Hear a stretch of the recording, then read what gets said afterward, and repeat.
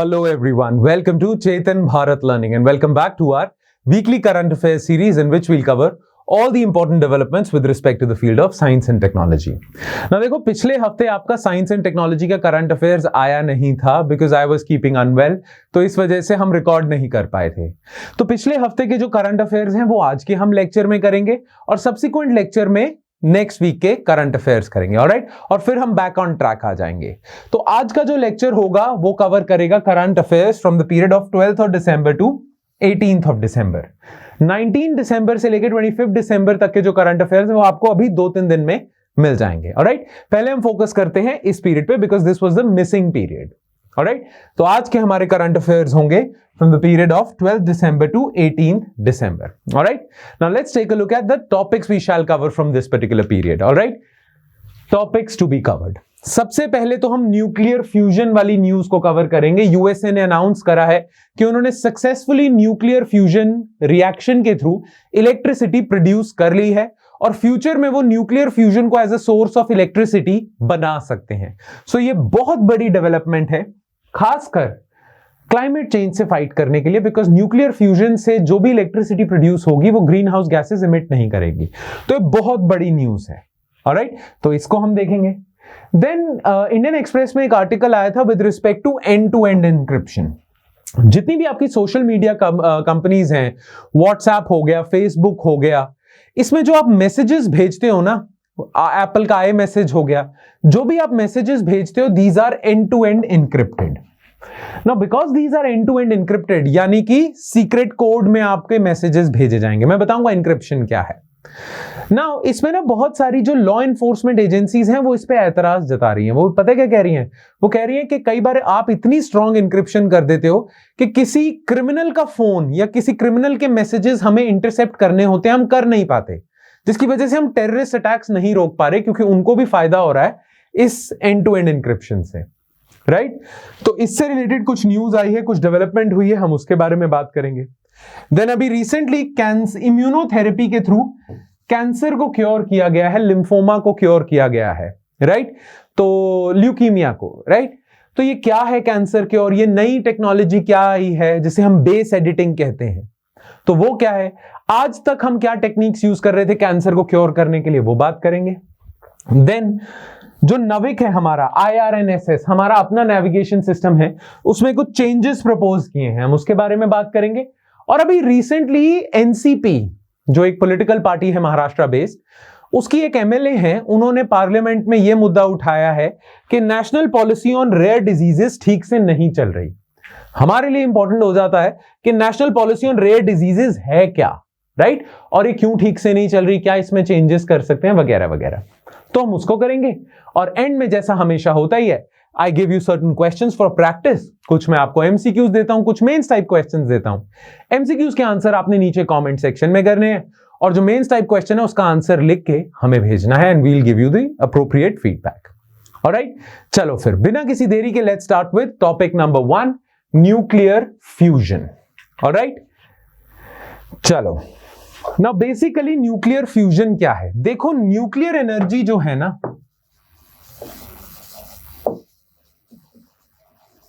ये दो तरीके की है। एक होता है न्यूक्लियर फिशन, एक होता है न्यूक्लियर फ्यूजन। अब न्यूक्लियर फिशन क्या है? देखो न्यूक्लियर फिशन में क्या होता है, आप एक बहुत हैवी न्यूक्लियस उठाते हो, एक बहुत हैवी एटम के न्यूक्लियस को उठाते हो। आई होप आपको एटम और न्यूक्लियस पता होगा। तो आप एक बहुत हैवी एटम उठाते हो, बहुत हैवी एटम का न्यूक्लियस उठाते हो और उसे ब्रेक करते हो। बहुत हैवी एटम का न्यूक्लियस जैसे कि यूरेनियम, आप उसे ब्रेक करोगे, वो एटम स्प्लिट कर जाएगा, उसका न्यूक्लियस स्प्लिट कर जाएगा, जिसकी वजह से एनर्जी निकलेगी। इसे हम न्यूक्लियर फिशन कहते हैं ना। दुनिया में न्यूक्लियर फिशन टेक्नोलॉजी से आप बॉम्ब्स भी बना सकते हो, जिसे न्यूक्लियर बॉम्ब कहते हैं, और आप इलेक्ट्रिसिटी भी प्रोड्यूस कर सकते हो, ठीक है। दूसरा तरीका है न्यूक्लियर फ्यूजन। न्यूक्लियर फ्यूजन में क्या होता है, आप दो लाइट एटम्स जैसे हाइड्रोजन एटम हो गए, उनको कंबाइन करते हो, तो वो जैसे ही जुड़ जाते हैं उनके न्यूक्लियसेस, तो उसे हम कहते हैं न्यूक्लियर फ्यूजन, और उससे एनर्जी बहुत ज्यादा प्रोड्यूस होती है। इसे हम न्यूक्लियर फ्यूजन कहते हैं। ठीक है, तो एक में आप हैवी न्यूक्लियस को तोड़ते हो, एक में दो लाइट न्यूक्लियस को आप कंबाइन करते हो, जैसे कि हो गया आपका हाइड्रोजन। ना न्यूक्लियर फ्यूजन से एनर्जी बनती है स्टार्स में। ठीक है, हमारे सन में जो एनर्जी प्रोड्यूस हो रही है, सन के कोर में न्यूक्लियर फ्यूजन रिएक्शन हो रहा है जिससे एनर्जी प्रोड्यूस हो रही है। ठीक है, अब प्रॉब्लम यह है कि न्यूक्लियर फ्यूजन से अभी तक ऐसी टेक्नोलॉजी नहीं आई है कि आप इलेक्ट्रिसिटी प्रोड्यूस कर सको अर्थ पे। यह टेक्नोलॉजी नेचर में ही होती है, इन स्टार्स। नेचर में ही स्टार्स में इससे एनर्जी प्रोड्यूस हो रही है। अर्थ पे ह्यूमन बींग्स ने अभी इस टेक्नोलॉजी को इतने अच्छे से मास्टर नहीं किया है जिससे आप सेफली इलेक्ट्रिसिटी प्रोड्यूस कर सको। ठीक है, तो इसीलिए बहुत सारे साइंटिस्ट बहुत सारे टाइम से इस चीज में लगे हुए थे कि किस तरह हम एक ऐसा न्यूक्लियर रिएक्टर बनाएं जिसमें न्यूक्लियर फ्यूजन से आप इलेक्ट्रिसिटी प्रोड्यूस कर सको। बिल्कुल स्टार्स वाला मैकेनिज्म आप अपने रिएक्टर्स में यूज करो, उससे जो एनर्जी प्रोड्यूस होगी उससे आप दुनिया को इलेक्ट्रिसिटी दो। राइट, अभी तक ये नहीं हुआ था, इसीलिए बहुत सारी कंट्रीज इस पे काम कर रही थी। अभी यूएसए ने रिसेंटली अनाउंसमेंट की है कि हमने सक्सेसफुल एक्सपेरिमेंट कर लिया है और फ्यूचर में हम न्यूक्लियर फ्यूजन से इलेक्ट्रिसिटी प्रोड्यूस कर सकते हैं। अब न्यूक्लियर फ्यूजन के क्या फायदे हैं, क्यों न्यूक्लियर फ्यूजन का ये एक्सपेरिमेंट इंपॉर्टेंट है, और क्यों nuclear fusion is better than nuclear fission for producing electricity, वो सारा मुद्दा हम देखेंगे। पहले देखते हैं ये हुआ क्या, अभी न्यूज में क्यों आया। अभी रिसेंटली यूएसए की एनर्जी सेक्रेटरी जेनिफर ग्रैनहोल्म ने अनाउंस करा है कि major scientific breakthrough Tuesday in decades long quest to harness fusion the energy that power sun and stars, उससे हमने इलेक्ट्रिसिटी प्रोड्यूस कर ली है। अब ये कहां हुई है, Lawrence Livermore National Laboratory in California, वहां पे हुआ है। ठीक है, तो ये एनर्जी डिपार्टमेंट ने खुलासा किया कि हमने कर लिया है। अब देखो न्यूक्लियर फ्यूजन पे ना बहुत जगहों पे एक्सपेरिमेंट्स हो रहे हैं न्यूक्लियर फ्यूजन से इलेक्ट्रिसिटी प्रोड्यूस करने में। एक तो यूएसए में हो रहा है जो सक्सेसफुल निकला है, एक चाइना में चल रहा है जिसे चाइना कहता है आर्टिफिशियल सन। आर्टिफिशियल सन क्यों, क्योंकि सन में भी तो फ्यूजन ही हो रही है, इसलिए चाइना कह रहा है हम जो फ्यूजन कर रहे हैं एक तरह से आर्टिफिशियल सन ही बना रहे हैं। और एक बहुत सारी कंट्रीज की कोलैबोरेशन है जिसे हम कहते हैं इंटरनेशनल थर्मोन्यूक्लियर एक्सपेरिमेंटल रिएक्टर। ये बहुत सारी कंट्रीज हैं वो मिलके कर रही हैं इस पे काम, इसमें इंडिया भी है।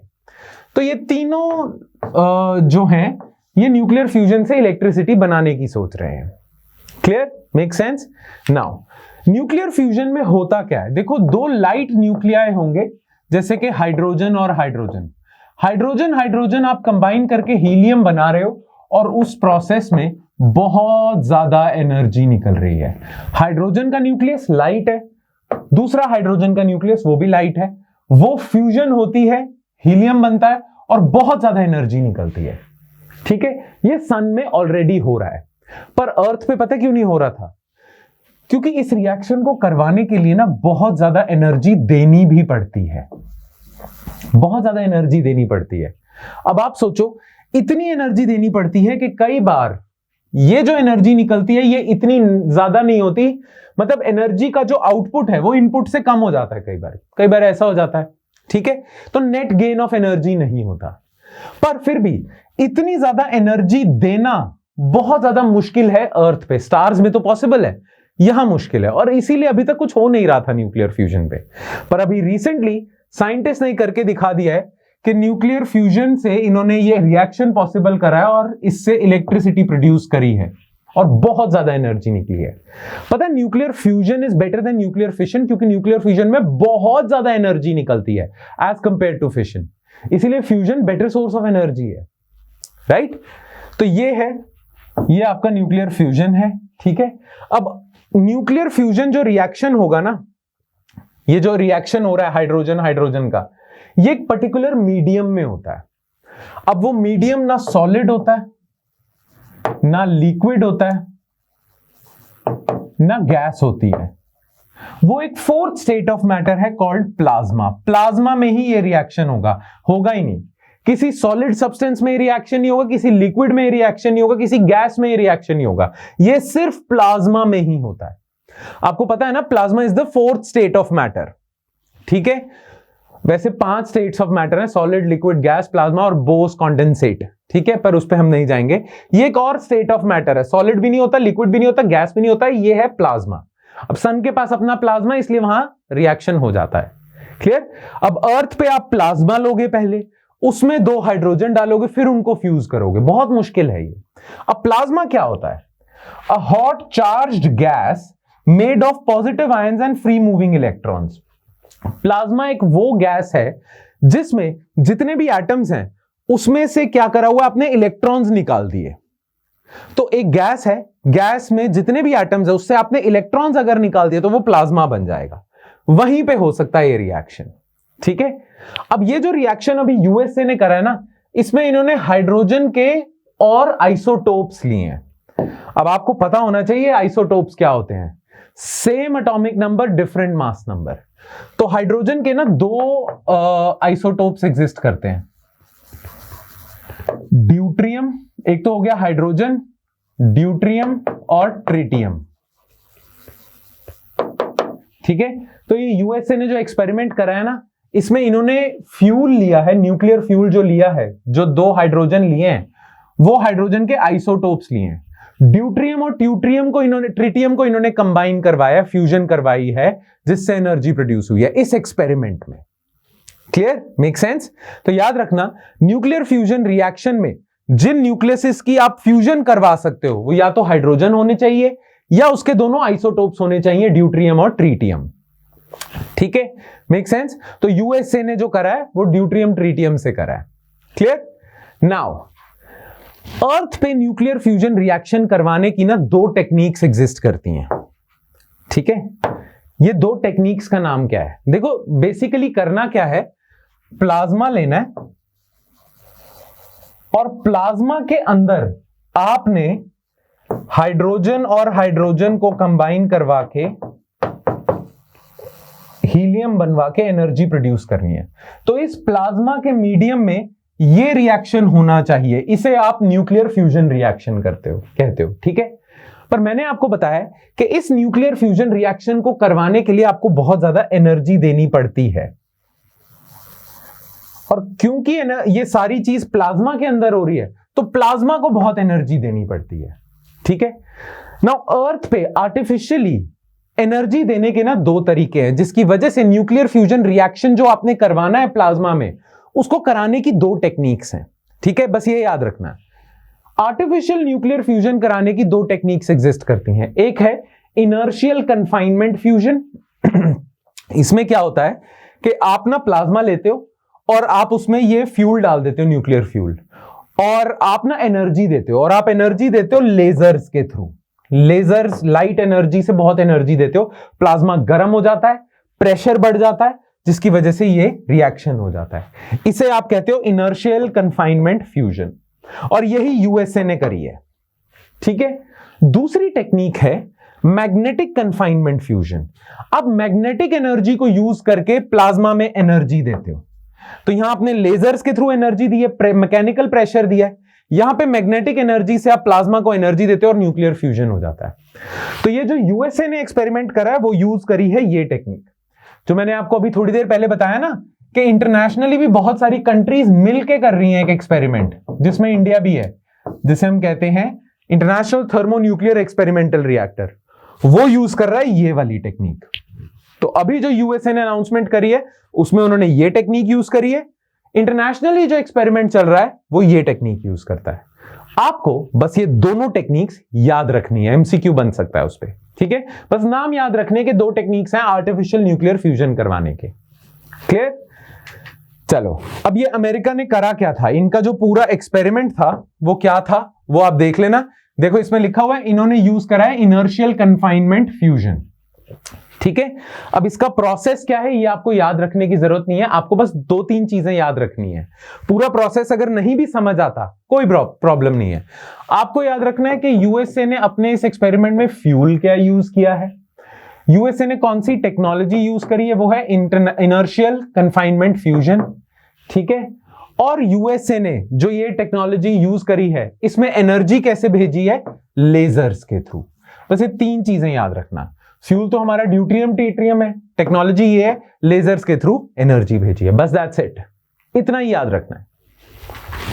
ठीक है, अब ये मैंने बताया था इंटरनेशनल थर्मोन्यूक्लियर एक्सपेरिमेंटल रिएक्टर, ये कौन सी टेक्नोलॉजी यूज कर रहा है? मैग्नेटिक कन्फाइनमेंट प्लाज्मा फिजिक्स या मैग्नेटिक कन्फाइनमेंट न्यूक्लियर कन्फाइनमेंट, ये रही कन्फाइनमेंट फ्यूजन। ठीक है, तो इसके बारे में भी जान लेते हैं। इंटरनेशनल थर्मोन्यूक्लियर एक्सपेरिमेंटल रिएक्टर, वैसे तो न्यूज में ये नहीं था, यूएसए का एक्सपेरिमेंट ही न्यूज में था, पर ये हमें क्यों करना है? क्योंकि इसमें इंडिया इन्वॉल्व है। ठीक है, अब ये एक्सपेरिमेंटल रिएक्टर, ये एक्सपेरिमेंट क्या है? It is an international nuclear fusion research and engineering mega project aimed at creating energy by replicating on Earth the fusion process of Sun. Upon completion of construction of main reactor and first plasma planned for late 2025. तो अभी काम ही चल रहा है, 2025 में experiment होगा ये।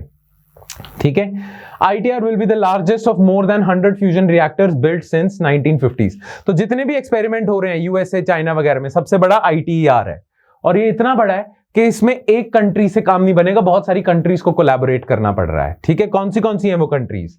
इस एक्सपेरिमेंटल रिएक्टर के मेंबर्स कौन है? चाइना है, यूरोपियन यूनियन है, यूके है, स्विट्जरलैंड है, इंडिया है, जापान है, south Korea, Russia, USA. Members इस प्रोजेक्ट के आपने याद रखने हैं।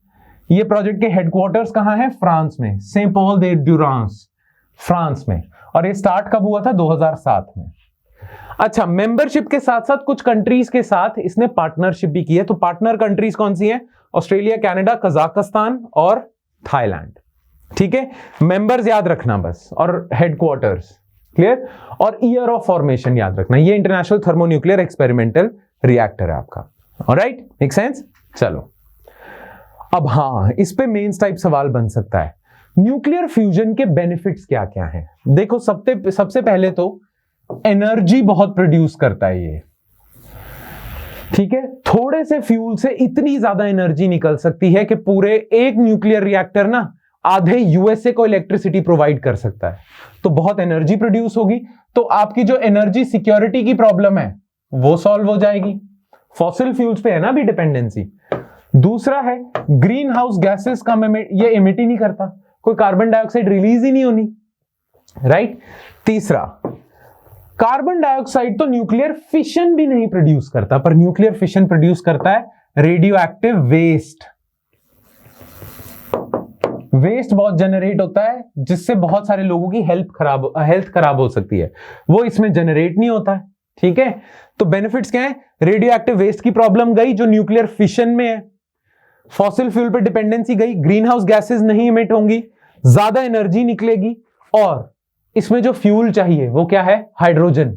हाइड्रोजन इतना इजीली अवेलेबल है, पानी में से आप हाइड्रोजन निकाल सकते हो, because what is water? H2O है, हाइड्रोजन और ऑक्सीजन का मॉलिक्यूल है वाटर, इससे हाइड्रोजन निकाल लो तो आपको न्यूक्लियर फ्यूल मिल गया।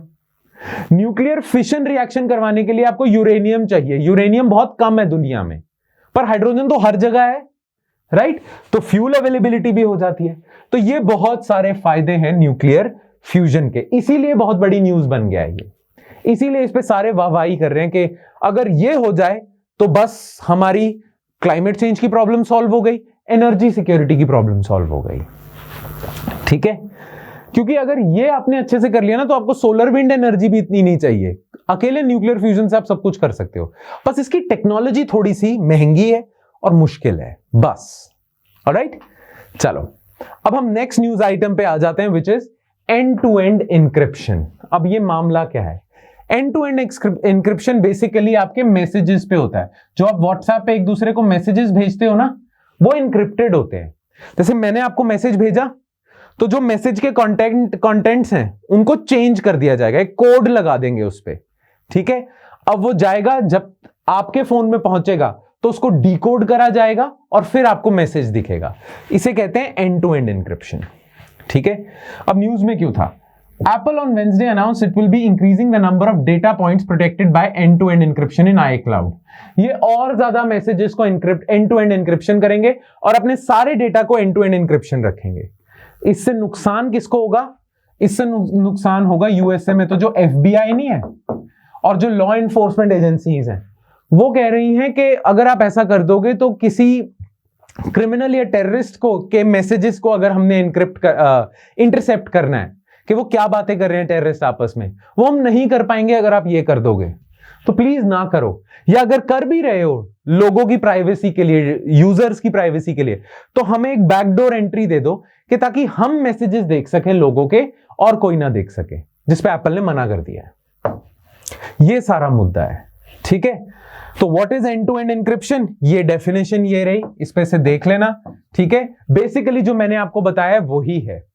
It is a communication process that encrypts data being shared between two devices, preventing third parties. किसी हैकर ने अगर आपका मैसेज इंटरसेप्ट कर लिया, रास्ते में आपका मैसेज मेरे फोन से दूसरे फोन जा रहा है, रास्ते में मैसेज ले लिया, तो वो पढ़ नहीं सकता क्योंकि कोड लगा दिया उसको उस पे। तो इससे ना डेटा प्राइवेसी या यूजर प्राइवेसी बेटर हो जाती है। पर प्रॉब्लम इज टेररिस्ट को भी ये डेटा प्राइवेसी मिलती है, जिससे लॉ एनफोर्समेंट एजेंसीज नाराज हैं, ठीक है। ये मुद्दा था बस। अब इसके बेनिफिट्स क्या है? बेनिफिट्स ये हैं, डेटा प्राइवेसी होगी, यूजर सिक्योरिटी होगी, यूजर्स कंफर्टेबल फील करेंगे एप्पल का फोन यूज करते हुए, व्हाट्सएप यूज करते हुए, राइट। पर नुकसान क्या है? सिक्योरिटी का, ठीक है। बस यही न्यूज थी और यही सब लिखा हुआ है नोट्स में आपके, तो ये आप नोट से ही पढ़ लेना। अगर कोई प्रॉब्लम आती है तो कमेंट सेक्शन में जरूर लिखना, कोई भी अगर चीज आपको नोट्स में से नहीं समझ आती है, राइट। अगर नहीं समझ आती है तो जरूर बताना, I will be happy to entertain your doubts. But है यही सब, इसीलिए I am not spending that much time into it. बस आपने क्या देखना है क्या एंड टू एंड एन्क्रिप्शन, इसके बेनिफिट्स क्या है, इसके नुकसान क्या है, दैट्स इट बस। तो ये छोटी न्यूज ही है। अब हम आ जाते हैं बड़ी न्यूज पे, विच इज कैंसर का एक नया क्योर मिल गया है, ठीक है। और इसमें कैंसर को आप क्योर पता है कैसे कर रहे हो? जनरली किसी को कैंसर होता है ना, तो उसको कीमोथेरेपी पे डाल दिया जाता है। कीमोथेरेपी में क्या होता है कि आपकी बॉडी में केमिकल्स डाल देंगे, वो केमिकल्स आपके बॉडी के कैंसर सेल्स को मार देता है, तो इससे कैंसर क्योर हो गया, ठीक है। बट प्रॉब्लम इज वो जो केमिकल्स डाल रहे हैं ना आपकी बॉडी में कीमोथेरेपी के थ्रू, वो आपके नॉर्मल सेल्स को भी अटैक करता है, जिसकी वजह से क्या होता है, आपको बहुत सारे साइड इफेक्ट्स आते हैं। बहुत पेनफुल है ये थेरेपी, कीमोथेरेपी, पर कैंसर क्योर करने के लिए ये करवानी पड़ती है। अब ये जो केमिकल्स हैं कैंसर सेल्स के साथ साथ नॉर्मल सेल्स पे भी अटैक करते हैं, जिसकी वजह से आपको बहुत प्रॉब्लम्स होती हैं। जैसे आपने देखा होगा कीमोथेरेपी किसी को मिल रही है तो उसके बाल झड़ जाएंगे, है ना, क्योंकि वो केमिकल्स के साइड इफेक्ट्स हैं। हाँ, पर वो कैंसर सेल्स को भी मार रहा है, तो बचने के लिए करना पड़ता है, पर ये प्रॉब्लम है, ठीक है। अब कीमोथेरेपी के साइड इफेक्ट से बचने के लिए आपने एक नई थेरेपी निकाली है, जिसे हम कहते हैं इम्यूनोथेरेपी। इम्यूनोथेरेपी में क्या होता है, आपके बॉडी का जो इम्यून सिस्टम है ना, जो आपके बॉडी के इम्यूनिटी सेल्स हैं, जिन्हें हम WBCs कहते हैं, व्हाइट ब्लड सेल्स, ये आपके बॉडी का इम्यून सिस्टम है। मैं अगर आपकी बॉडी के जो WBCs हैं, इम्यूनिटी सेल्स हैं, उनको ऐसे जेनेटिकली मॉडिफाई कर दूं, जेनेटिकली मैंने मॉडिफाई कर दिया आपके इम्यून सिस्टम को, जिससे क्या होगा, आपके जो इम्यून सिस्टम है वो कैंसरस सेल्स को अटैक करने लग जाएगा। तो बिना आपकी बॉडी में केमिकल्स घुसाए मैंने आपके इम्यून सिस्टम को ही ऐसे प्रोग्राम कर दिया कि वो कैंसर सेल से फाइट करने लग जाएगा और कैंसर क्योर हो जाएगा। तो कोई साइड इफेक्ट्स भी नहीं है, राइट। तो ये बेटर तरीका है, पर ये अभी बहुत ज्यादा एक्सपेरिमेंटल स्टेज पे है, ठीक है। तो जनरली और बहुत ज्यादा कॉस्टली भी है, तो जनरली ना आप कीमोथेरेपी ही करवा रहे हो, पर ये नई थेरेपी आ चुकी है जिसमें आपको केमिकल्स डालने की जरूरत नहीं है, रेडियोथेरेपी करने की जरूरत नहीं है। आप बस बॉडी के इम्यून सिस्टम को मॉडिफाई कर देते हो, जिससे आपके इम्यूनिटी हो जाती है बॉडी की, और आपके इम्यून सेल्स WBCs ही कैंसरस सेल्स को मारने लग जाएंगे। तो ये वे सुपीरियर मेथड है। क्यों? क्योंकि इसके कोई ज्यादा साइड इफेक्ट्स नहीं है, ठीक है ना। इम्यूनोथेरेपी की ना बहुत सारी टेक्निक्स हैं, ठीक है। उसमें से एक नई टेक्निक डिस्कवर हुई है, जिसने अभी रिसेंटली एक छोटी बच्ची को क्योर कर दिया है, उसके कैंसर को क्योर कर दिया। उस छोटी बच्ची का नाम है अलाइजा, ठीक है। तो अलाइजा को कैंसर था, ब्लड कैंसर था, जो कीमोथेरेपी से भी नहीं ठीक होना था और इम्यूनोथेरेपी की बहुत सारी टेक्निक से ठीक नहीं होना था। तो आपने एक नई टेक्निक निकाली, और वो टेक्निक, जो नई टेक्निक थी, वो एक्सपेरिमेंटल स्टेज पे थी, अभी तक उसको अप्रूवल नहीं मिला उस टेक्निक को। तो आपने ये जो नई एक्सपेरिमेंटल टेक्निक है उसको डाल के देखा अलाइजा को उस पे, और अलाइजा क्योर हो गई। तो इसीलिए अब ये नई टेक्निक भी आ गई है कैंसर क्योर करने के लिए, which is a great news for cancer patients all over the world. ये है मुद्दा, ठीक है। अब ये जो नई टेक्निक है इसका नाम है बेस एडिटिंग। इसमें भी आप इम्यून सिस्टम की जेनेटिक एडिटिंग ही करते हो। ये एडिटिंग तभी है जिससे आपके इम्यून सेल्स कैंसर को क्योर कर देते हैं। अब मामला क्या है? Base editing technology has been used to clear cancer for teenager Eliza. Eliza was diagnosed with a kind of blood cancer और इस blood cancer का नाम है T-cell acute lymphoblastic leukemia, ठीक है। short form is TOL. T-cell acute lymphoblastic leukemia, ये जो TOL ये टाइप का जो ब्लड कैंसर है, ये जो ब्लड कैंसर है ना, ये आपके इम्यूनिटी सेल्स को ही खराब करता है। तो आपके WBCs ही खराब हो रहे हैं, है ना। इसीलिए इम्यूनोथेरेपी बड़ी मुश्किल है इस पे। अगर और किसी टाइप का कैंसर होता तो उसमें आपने WBCs को सेट करना है, इसमें WBCs का ही कैंसर है, ठीक है, जिसे आप कहते हो टॉल। टी सेल, क्योंकि टी सेल आपके WBCs की एक टाइप है। WBCs भी बहुत टाइप के होते हैं, उसमें से एक टी सेल होता है।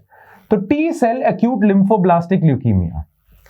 Toll affects the stem cells in the bone marrow that produce a particular kind of white blood cell called T lymphocytes, T cells. तो ये टाइप का कैंसर है ना टॉल, ये आपके ना बोन मैरो को अफेक्ट करता है। Now bone marrow is a place which produces different blood cells, WBCs, RBCs. तो ये बोन मैरो के उस हिस्से को अफेक्ट करता है, उस स्टेम सेल को अफेक्ट करता है जिसने WBC बनाने हैं। तो जिसको टॉल होगा ना, उसकी बॉडी में ज्यादा WBC बनेंगे नहीं और उसकी इम्यूनिटी बहुत ज्यादा कम होगी। Right, make sense. तो जिस किसी इंसान को ये वाला ब्लड कैंसर है, उसके बोन मैरो में जो स्टेम सेल्स हैं वो इम्यूनिटी सेल्स, टी सेल्स अच्छे से बना नहीं पाएंगे। राइट, बस यही है ये cancer. These cells provide a person immunity by killing cells carrying infections, activating other immune cells and regulating the immune response. और ये सेल्स क्यों इंपॉर्टेंट है? टी लिम्फोसाइट्स या टी सेल्स, ये आपकी बॉडी को इम्यूनिटी देते हैं और आपको इसी का ही कैंसर हो गया। राइट, नाउ न्यूज में और भी था। At least 20% of WBCs are atypical as they accumulate in the bone marrow, they crowd out good WBCs and hence weaken the immune system. होता क्या है कि आपके बॉडी के ना ये टी सेल्स जहां जनरेट होते हैं उसे इफेक्ट कर देता है, जिसकी वजह से जरूरत से ज्यादा टी सेल बनने लग जाते हैं, तो बाकी WBCs सप्रेस हो जाते हैं। तो बाकी WBCs जिन्होंने अलग अलग टाइप की इम्यूनिटी देनी है वो खत्म हो जाएंगे। ये प्रॉब्लम है इसमें। नाउ इसको क्योर करने के लिए क्या करते हो आप? या तो कीमोथेरेपी करते हो। अब मैंने आपको बताया कीमोथेरेपी साइड इफेक्ट्स के साथ आती है और कभी कभी काम नहीं करती। तो या तो आप टॉल को क्योर करने के लिए कीमोथेरेपी करोगे या आप उसका बोन मैरो ही रिप्लेस कर दोगे, क्योंकि ये जो कैंसर हुआ है ये बोन मैरो में हुआ है ना, जहां WBCs बनते हैं। तो आप बोन मैरो ट्रांसप्लांट कर देते हो। तो स्टेम सेल या बोन मैरो ट्रांसप्लांट, यही दो तरीके अवेलेबल थे अभी तक, ठीक है। Doctors will first administer multiple rounds of chemotherapy, this either kills the cancerous cells और stops them from further dividing. अच्छा, प्रॉब्लम एक और चीज है, बिना कीमोथेरेपी के आप बोन मैरो ट्रांसप्लांट ही नहीं कर सकते। तो पता क्या होगा? पहले आप कीमोथेरेपी करोगे तो एग्जिस्टिंग कैंसरस सेल्स मर जाएंगे, फिर उसके बाद बोन मैरो का ट्रांसप्लांट कर दोगे, ठीक है। तो कीमोथेरेपी तो आप अवॉइड ही नहीं कर सकते, ये प्रॉब्लम है ना। तो अभी तक जो ट्रेडिशनल टेक्निक्स थी ना इस कैंसर, टॉल वाले कैंसर को क्योर करने के लिए, वो थी chemotherapy and bone marrow transplant. पर अब आ चुकी है इम्यूनोथेरेपी। दो तरीके की इम्यूनोथेरेपी है, एक है CAR-T थेरेपी, शाइमेरिक सेल्स, ठीक है ना। CAR-T थेरेपी में क्या होता है? An individual's own T cells are removed which are then modified and reintroduced to the individual. तो आप ही की बॉडी में कैंसर है, मैं आप ही के टी सेल निकालूंगा, उनको मॉडिफाई कर दूंगा। तो जैसे ही मैं उनको मॉडिफाई करूंगा तो अब वो आपके बॉडी के कैंसर सेल्स को अटैक करने लग जाएंगे और आप क्योर हो जाओगे। दिस इज CAR-T थेरेपी, ठीक है। प्लस एक और इसमें आप करते हो, अगर आपके बॉडी के टी सेल्स इतने फॉल्टी हैं कि उन्हें मैं मॉडिफाई नहीं कर सकता, तो किसी और डोनर से मैं टी सेल्स ले आऊंगा, ठीक है, उसको मॉडिफाई करके आपकी बॉडी में डाल दूंगा। The problem with such an approach besides the expense, एक तो ये महंगी बहुत है टेक्निक, और क्या प्रॉब्लम है? Is that very often when an individual is really sick it is simply impossible to obtain enough healthy T cells to create CAR T cells. क्या है कि आपकी बॉडी में कैंसर क्योर करने के लिए मुझे बहुत सारे टी सेल्स निकालने पड़ेंगे, उन बहुत सारे टी सेल्स को मॉडिफाई करना पड़ेगा। पर अगर इंसान बहुत ज्यादा बीमार है तो उसकी बॉडी से आप इनफ टी सेल्स निकाल ही नहीं सकते। ये प्रॉब्लम है और पैसा भी लग रहा है। दूसरा, अगर मैं किसी और डोनर के टी सेल्स ले आऊंगा तो वो डोनर के टी सेल्स आपकी बॉडी में, मेरी बॉडी में एक्ट करेंगे एज फॉरेन बॉडी, तो मेरा खुद का इम्यून सिस्टम उन टी सेल्स को अटैक करने लग जाएगा, तो वो टी सेल्स कैंसरस सेल्स को मारने से पहले खुद ही खत्म हो जाएंगे। तो ये बहुत प्रॉब्लम है CAR T थेरेपी में। कई जगहों पे काम करी है ये, पर बहुत ज्यादा बीमार लोगों में नहीं काम करती। और एलाइजा के साथ यही था। एलाइजा की प्रॉब्लम क्या थी? ना उस पे कीमोथेरेपी काम कर रही थी, ना stem cell bone marrow transplant काम कर रहा था, ना CAR T थेरेपी काम कर रही थी। तो उसके लिए अब आप एक एक्सपेरिमेंटल थेरेपी लेके आए जिसका नाम है बेस एडिटिंग। बेस एडिटिंग में आप क्या करते हो? Through this technique of genetic editing, they make it possible for one donor to supply T cells to multiple recipients without the traditional risk associated with it. इसमें आप पता क्या करते हो? किसी और डोनर के T cells लेते हो, ठीक है, उसके रिसेप्टर्स निकाल देते हो। जैसे ही आप उसके रिसेप्टर्स निकाल दोगे तो अब वो आपकी बॉडी को अटैक नहीं करेगा, ठीक है, फॉरेन बॉडी है ना वो, उस पे से आप मार्कर्स भी निकाल दोगे तो अब आपका बॉडी का इम्यून सिस्टम भी इस टी सेल पे अटैक नहीं करेगा। फॉरेन बॉडी पे अटैक करता है ना, फॉरेन बॉडी पे आपका इम्यून सिस्टम इसलिए अटैक करता है क्योंकि फॉरेन बॉडी पे मार्कर्स होते हैं जिसको आइडेंटिफाई कर लेता है आपका इम्यून सिस्टम और अटैक करना शुरू कर देता है। पर अगर मैं किसी और के टी सेल ले आऊंगा और उस पे से सारे मार्कर्स हटा दूंगा तो वो आइडेंटिफाई नहीं होगा, तो आपकी बॉडी में वो घूमता रहेगा और आपका इम्यून सिस्टम फॉरेन बॉडी के टी सेल को अटैक ही नहीं करेगा। मार्कर हटा दिए और मैंने इस पे रिसेप्टर हटा दिए तो फॉरेन बॉडी का टी सेल मेरी बॉडी पे भी अटैक नहीं करेगा, ठीक है। फिर इस पे मैंने अलग रिसेप्टर्स लगा दिए। वो रिसेप्टर्स क्या है? वो रिसेप्टर ऐसे हैं जो सिर्फ अटैक करेगा कैंसर सेल्स को, और वो मैंने एनहांस भी कर दिए। तो अब मैं जो फॉरेन बॉडी से टी सेल लेके आया उस पे मैंने नेचुरल रिसेप्टर हटा दिए, मार्कर्स हटा दिए और नए रिसेप्टर डाले जो सेंसिटिव होंगे सिर्फ कैंसर सेल्स पे। ये काम कर गया एलाइजा पे और वो ठीक हो गए। और ये जो टेक्निक थी ना, ये अभी एक्सपेरिमेंटल स्टेज पे थी, बट बिकॉज एलाइजा पे काम कर गया है तो इसे अब फर्दर अप्रूवल मिलने के चांसेस हैं और कैंसर के लिए बहुत अच्छी डिस्कवरी है ये है न्यूज में, ठीक है। तो फ्यूचर अब क्या है? फ्यूचर कह रहे हैं एलाइजा देखो अब रिमिशन में है, मतलब उसका कैंसर ठीक हो रहा है, और कह रहे हैं फ्यूचर में अब हमारे पास बहुत सारी टेक्निक्स आ जाएंगी जिससे हम कैंसर के पेशेंट्स को क्योर कर सकते हैं और कैंसर से अब डर लोगों का थोड़ा सा कम हो जाएगा। क्यों? कहा यह जा रहा है कि अब इतनी सारी थेरेपीज आ गई कि कैंसर का बर्डन कम हो जाए शायद। बस यही है, दैट्स द फ्यूचर। ऑलराइट, चलो अब हम नेक्स्ट न्यूज आइटम पे आ जाते हैं विच इज चेंजेस इन नविक। नविक हम अपने साइंस एंड टेक्नोलॉजी के लेक्चर्स में कर चुके हैं। नविक बेसिकली क्या है? इंडिया का अपना नेविगेशन सिस्टम है, IRNSS, ठीक है। इसमें 8 सैटेलाइट्स हैं जो नेविगेशन प्रोवाइड करती हैं इंडिया में, इंडियन सबकॉन्टिनेंट में। वैसे बहुत सारी और कंट्रीज की अपनी नेविगेशन सिस्टम है, जैसे यूएसए का है GPS, रशिया का है ग्लोनास, यूरोपियन यूनियन का है गैलीलियो, चाइना का है बाइडू और जापान का है क्वाजाई जेनिथ। तो ऑलरेडी 5 कंट्रीज का अपना नेविगेशन सिस्टम है और इसमें अब आप डाल दो इंडिया जिसका है IRNSS नविक, ठीक है। तो ये है अभी रिसेंटली अनाउंसमेंट क्या करी है कि देखो ऑलरेडी 8 सैटेलाइट स्पेस में हैं जो इंडिया को नेविगेशन दे रही हैं IRNSS। अब ना उन सैटेलाइट्स की लाइफ है, तो एक एक करके सैटेलाइट रिटायर होती जाएगी और उनको रिप्लेस करने नई सैटेलाइट्स जाती जाएंगी। तो वो जो नई सैटेलाइट्स होंगी ना, उनका कम्युनिकेशन अब ना L1 बैंड में होगा, ठीक है। फ्रीक्वेंसी चेंज कर दोगे आप सैटेलाइट की। देखो सैटेलाइट को सिग्नल्स भेजने हैं ना, जीपीएस में क्या होता है, सैटेलाइट सिग्नल्स दे रही है आपके फोन में तभी जीपीएस चल रहा है। तो वो जो सिग्नल्स हैं उनकी फ्रीक्वेंसी अब आप चेंज कर रहे हो, अब वो L1 बैंड की फ्रीक्वेंसी है। जनरली ये देखो, ये फ्रीक्वेंसी चार्ट मैंने आपके साथ शेयर करा हुआ है।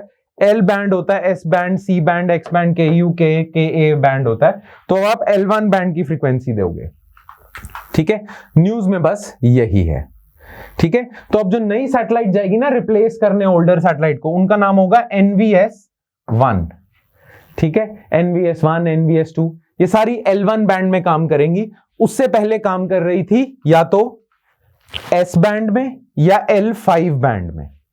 ठीक है, पर अब आपने कह दिया आप L1 बैंड में काम करोगे, क्योंकि L1 बैंड सिंपलर है, ज्यादा रिलायबल है। बस इससे क्या होगा, अभी तक S बैंड की जो फ्रीक्वेंसी यूज कर रहे थे ना, उससे ना S बैंड की प्रॉब्लम ये है कि इसे आप ना मोबाइल फोन में जीपीएस जो यूज करते हो उसमें यूज नहीं कर सकते।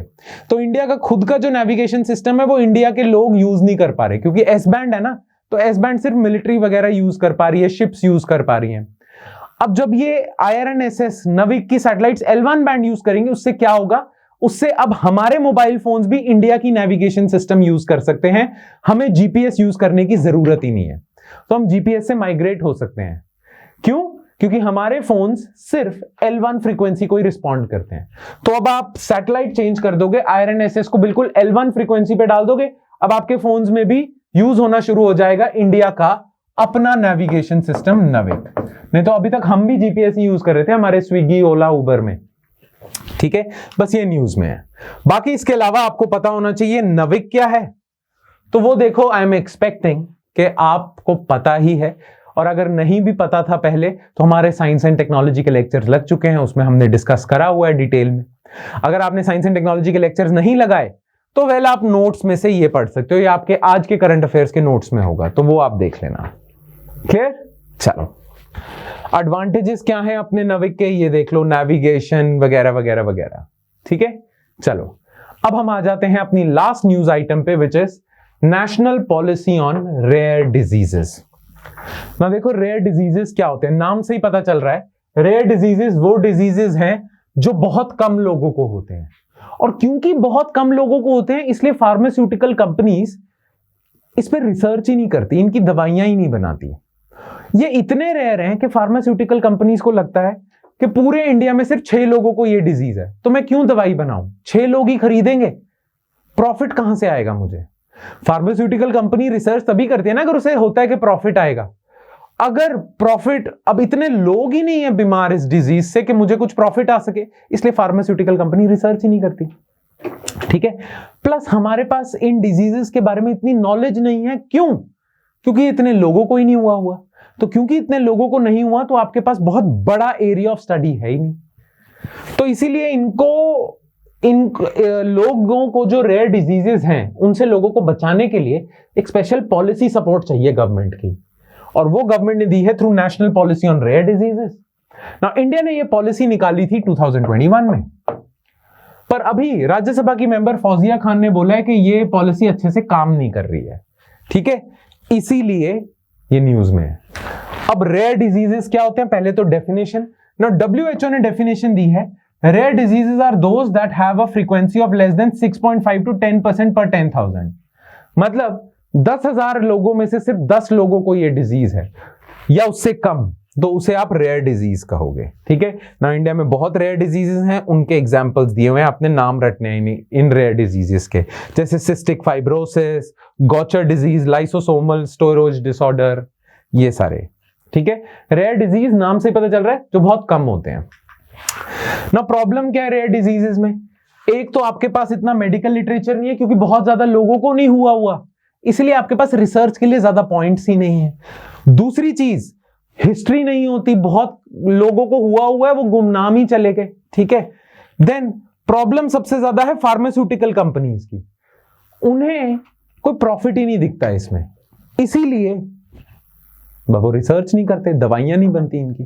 इसीलिए गवर्नमेंट लेके आई national policy on rare diseases, ताकि इन जो लोगों को रेयर डिजीजेस हुए हैं उन्हें सपोर्ट किया जा सके और फार्मास्यूटिकल कंपनीज को फंडिंग प्रोवाइड की जा सके, ताकि वो बिना प्रॉफिट की चिंता किए रिसर्च एंड डेवलपमेंट करें और इसके लिए नए ड्रग्स या वैक्सीन्स बनाएं। तो ये है आपकी national policy on rare diseases. ना क्योंकि ये फौजिया खान जी ने ये मुद्दा न्यूज में उठा दिया, इसीलिए न्यूज के हिसाब से national policy on rare diseases important हो जाता है, राइट? इसीलिए आपको पढ़ना पड़ेगा। तो national policy on rare diseases क्या है, ये आपके नोट्स में दिया हुआ है, आप प्लीज देख लेना। इसकी एक एक डिटेल आपको याद रखनी है, क्योंकि मेंस में अगर सवाल आ गया तो आपके पास पॉइंट्स होने चाहिए, data points to explain national policy on rare diseases comprehensively. Alright, तो ये है क्लियर, बस दैट्स इट। और आज का हमारा करंट अफेयर्स का फॉर साइंस एंड टेक्नोलॉजी वाला टॉपिक खत्म होता है ना। हमेशा की तरह एंड में हम क्या करते हैं, क्वेश्चंस फॉर प्रैक्टिस ना। ये जो क्वेश्चंस होंगे ये आज ही के लेक्चर से रिलेटेड हैं, तो जो एमसीक्यूज हैं उनके आंसर्स आपने नीचे कमेंट सेक्शन में जरूर देने हैं। Alright, so let's take a look at questions for practice. Now question number 1, consider the following statements regarding T cell acute lymphoblastic leukemia, TOL. It affects the production of T cells, okay. It cannot be cured through chemotherapy, okay. CAR T therapy and base editing are two new techniques for curing TOL diseases by modifying one's immune system, okay. Which of the above statements are correct? 1 and 2 only, 2 and 3, 1 and 3, 1, 2 and 3. Alright, question number 2. Consider the following statements regarding nuclear fusion. It involves production of high amounts of energy through fusion of two lighter nuclei, generally isotopes of hydrogen. ITER, International Thermonuclear Experimental Reactor, of which India is a member, utilizes inertial confinement fusion technique for ignition of nuclear fuel. Fusion reactions can only take place in plasma medium. Which of the above statements are correct? 1 and 2, 2 and 3, 1 and 3, 1, 2 and 3. ठीक है, तो ये दो MCQs हैं, इनके answer नीचे comment section में देना। And here is your mains a day, आज के लेक्चर से related mains type question. Development of nuclear fusion reactor can prove to be a boon for not just global energy security, but also for humanity's fight against climate change. Analyze, 250 words में करना है। All right? So with that, we conclude today's lecture. Thank you so much for watching, guys, and I hope it added some value to your preparation. Baki, if you have any doubts, you're free to ask us those doubts. We'll be happy to entertain them all. All right then. That's it from my side, guys. I'll see you next time with more stuff. Thank you.